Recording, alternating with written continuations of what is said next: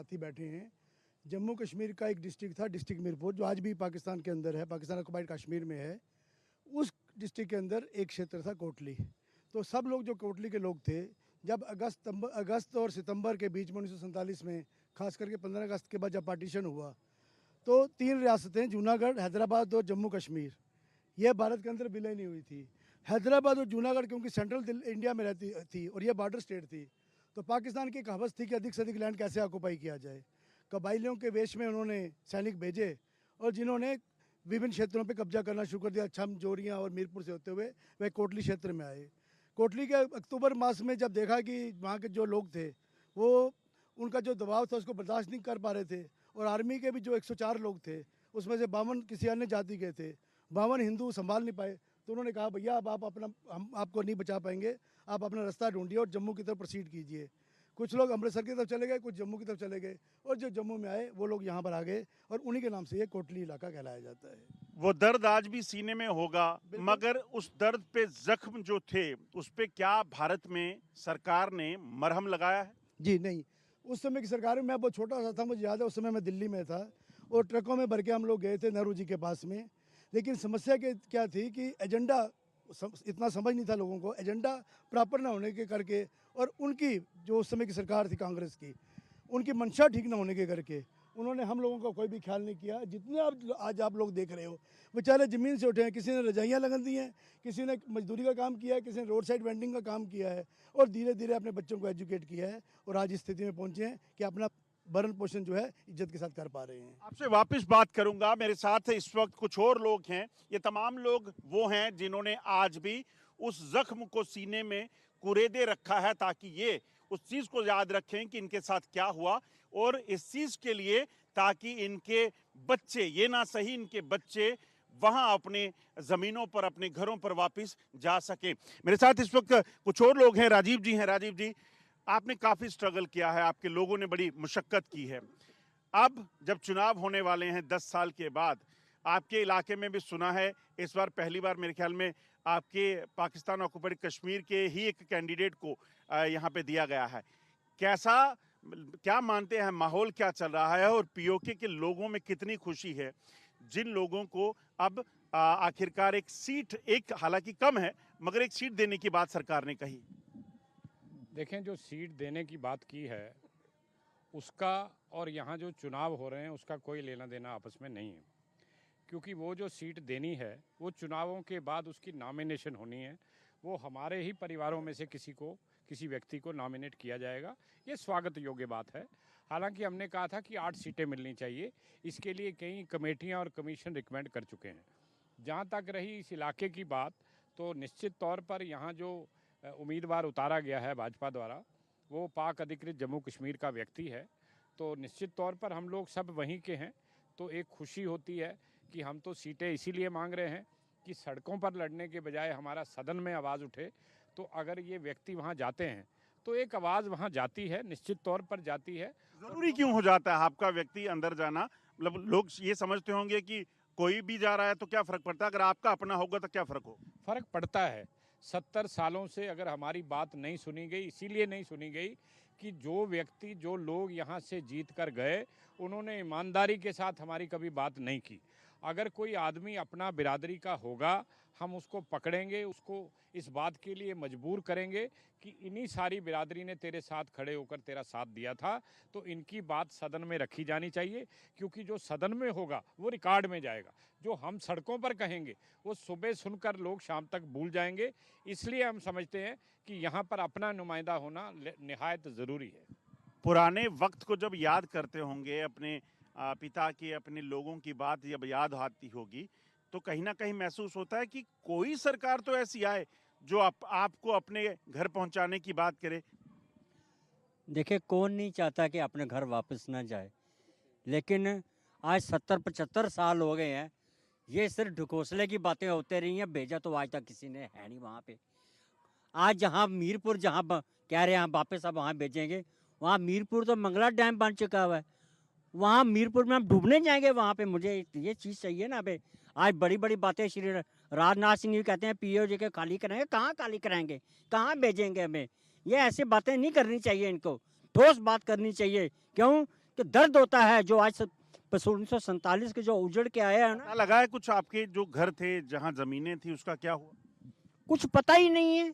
सिर्फ जुबानी बातें होती हैं, लेकिन इतना पता है, हमारे बुजुर्ग कहते थे कि इतनी प्रॉपर्टी वहाँ छोड़ के आए हैं, इतनी प्रॉपर्टी वहाँ छोड़ के आए हैं। हम वहाँ बिजनेस करते थे। कोई कहते थे हमारे पास जो बुजुर्ग थे, गिरदावर थे, तहसीलदार थे, वो सब खत्म हो चुका है बिल्कुल। सब खत्म हो गया है। मैं जानना चाहता हूं आपसे कि क्या अगर मौका लगे, सरकार चाहे, तो आप लोगों की जो जमीनें, जो मकान, जो अपने रिश्तेदार जो वहां रह गए, शायद जो नहीं आ पाए, उन तक पहुंचा जा सकता था आज तक पहले जो हुआ? अगर सरकार ये एक तहैया कर ले कि इन लोगों का वो इलाका जो पाक अधिक कश्मीर है वो खाली करवाना है, तो हमारे अपने राजनाथ सिंह जी आए थे, उन्होंने बोला भी था कि वो हमें इलाका वापस लेना है। तो हम तो इसमें खुशी खुशी जाएंगे अपनी जो हमारे पुराने घर हैं, और हम चाहते हैं कि ये गवर्नमेंट और हमारे नुमाइंदे और भी जाएं। जो नुमाइंदा चुनने जा रहे हैं, इस चीज को सुनिश्चित करेंगे कि वो नुमाइंदा सदन में ये भी उठाए कि पास तो हो गया कि पीओके अपना हिस्सा है, अब पीओके जाना भी है, पहुंचाना भी है। ठीक है, ये तो गवर्नमेंट ऑफ इंडिया का काम है पहुंचाना, लेकिन जब हमारा नुमाइंदा असेंबली में जाएगा, वो उधर अपनी आवाज़ उठाएगा कि हमारा वो जो अपने अपने होम मिनिस्टर साहब ने बोला है, उन्होंने कि वो इलाका खाली करवाएंगे, तो वो कराएं, हम खुशी खुशी जाने को तैयार हैं। क्या लगता है आना कैसा नुमाइंदा चाहते हैं आप? हम चाहते हैं कि हमारे रेफ्यूजियों की आवाज़ असेंबली तक पहुंचे, इसीलिए हमने रेफ्यूजी एक कैंडिडेट खड़ा किया है। इस समय रेफ्यूजियों के 5 कैंडिडेट हैं जो इलेक्शन लड़ रहे हैं, जम्मू में 4 और एक नौशहरा में। ये हमारी आवाज़ बन के वहाँ जाएंगे, और मुझे उम्मीद है कि इन्होंने आगे भी रेफ्यूजियों के लिए काम किया, वहाँ भी ये आवाज़ उठाएंगे। इतना मैं कहना चाहता हूँ। आवाज उठाएंगे। देखिए, पाकिस्तान के कब्जे वाले कश्मीर में जब लोग रह रहे थे, तो इन लोगों की जमीनें, अपने घर, अपने परिवार थे, मगर जिस तरीके से 1947 में हुआ, वो आज तक ऐसा था कि शायद इनको भूलना इनके लिए संभव नहीं है। क्या लगता है इस बार चुनावों में मुद्दा क्या रहने वाला है? किस चीज को, क्या सोचकर वोट आप डालेंगे, और कितनी पॉपुलेशन होगी आप लोगों की इस असेंबली कॉन्स्टिट्यूंसी में जिस जगह हम बैठे? देखिए, हमारा सबसे बड़ा जो सोच रहेगी वो ये है कि 370 आर्टिकल इस गवर्नमेंट ने हटाया, 35 से हटाया। इस सरकार हमने 17 सालों में झेला अपना रिफ्यूजियों का। हमें कोई भी सरकार ऐसी नहीं थी जिसने जो कोई मुआवजे का एक पैसा भी दिया हो। मोदी सरकार ही थी जिसने हमें 5.5 लाख रुपया दिया। यही इशू थे हमारे कि जो हमें दिया गया। तो अब हमारा यही कहना है कि आने वाला जो समय है, हमारा कैंडिडेट अरविंद गुप्ता, जो कि भारतीय जनता पार्टी से प्रत्याशी है, हमारे यहाँ से जीत से जाएगा और वहाँ पे सदन में पुरजोर से हमारी आवाज़ रखेगा। इसका हमें तय दिल से यकीन है।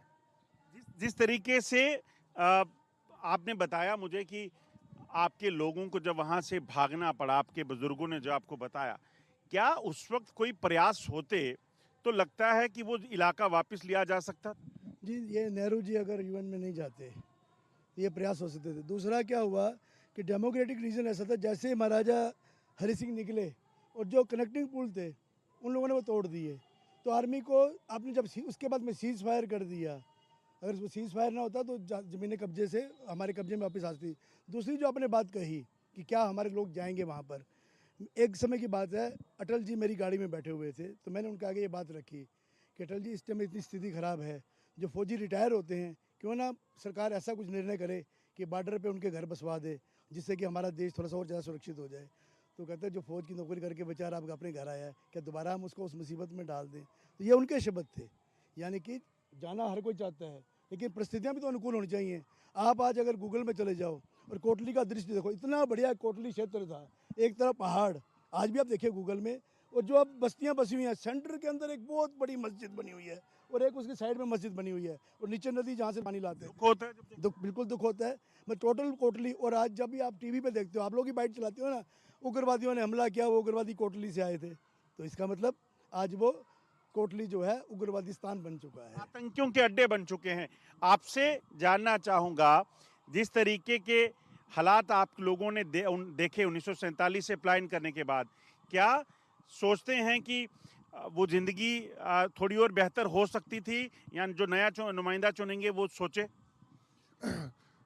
जो हम नया नुमाइंदा चुनने जा रहे हैं, हमें इनसे बहुत तवक्को है कि हमारी जो आवाज़ है असम्बली में गूंजेगी, और हम निशाना व निशाना जो 70 साल से डिप्राइव हो रहे हैं, तो हमारी आवाज़ इनके थ्रू जम्मू कश्मीर असम्बली में ज़रूर गूंजेगी और गवर्नमेंट ऑफ इंडिया में भी जाएगी। जी, क्या काम है जो आपको लगता है जो आपके काम नहीं हो पाए जो होने चाहिए?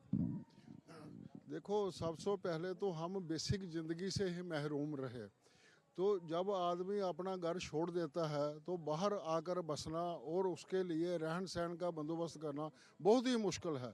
जैसे हमारे भाई साहब ने बतलाया कि हमने सड़कों के किनारे किसी ने साइकिल रिपेयरिंग की दुकान खोल ली, किसी ने अपने मोटरसाइकिल रिपेयरिंग की दुकान खोल ली, किसी ने शाबा लगा लिया, किसी ने सब्जी की दुकान। ऐसी ज़िंदगी बसर करने से तो बेहतर है कि मर जाना अच्छा है। मगर फिर भी हमने हिंदुस्तान के साथ, जम्मू कश्मीर के साथ प्यार रखा, और यहाँ पर हम 70 साल से बने आ रहे हैं। मगर अभी भी बहुत तवक्को है कि सेंट्रल गवर्नमेंट हमारे लिए कुछ सोचेगी।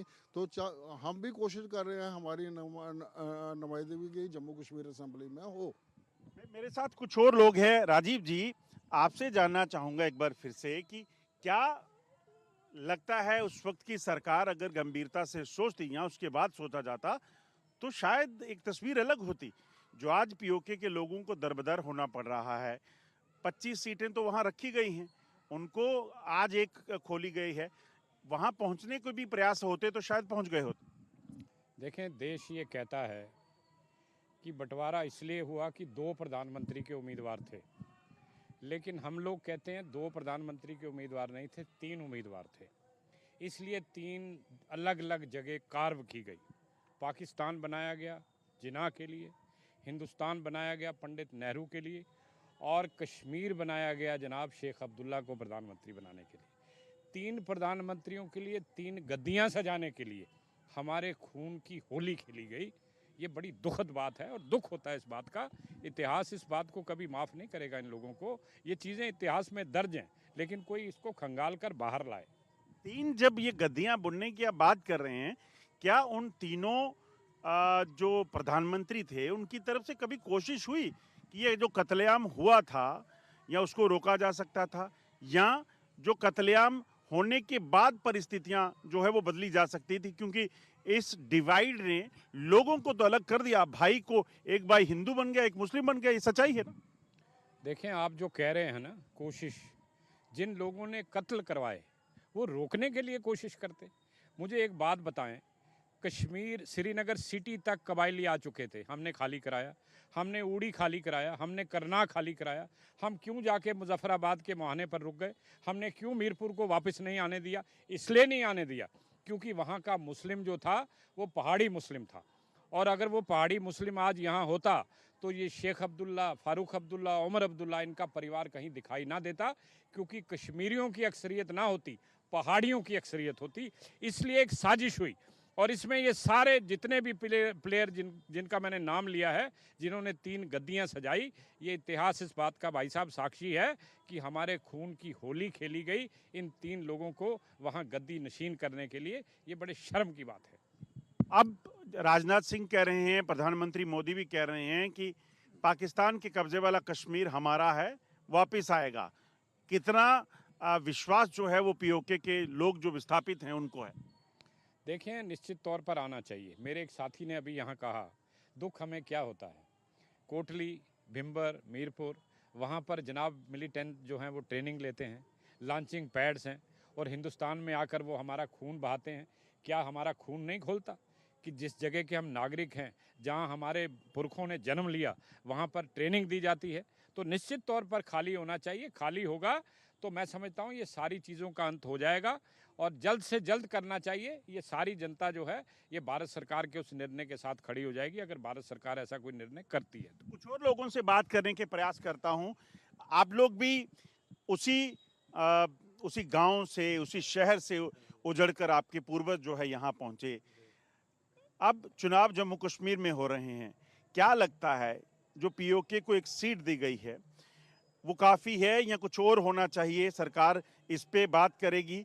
और दूसरी चीज़, जम्मू कश्मीर में जब चुनाव हो रहे हैं तो इसमें जो नुमाइंदा चुनेंगे, क्या सोचकर चुनेंगे? आपकी आवाज़ सिर्फ यहाँ गलियों नालियों की बात करें या उस आवाज़ को भी बुलंद करें? नहीं, उस बात को भी बुलंद करे। एक सीट से क्या होता है, 8 सीटें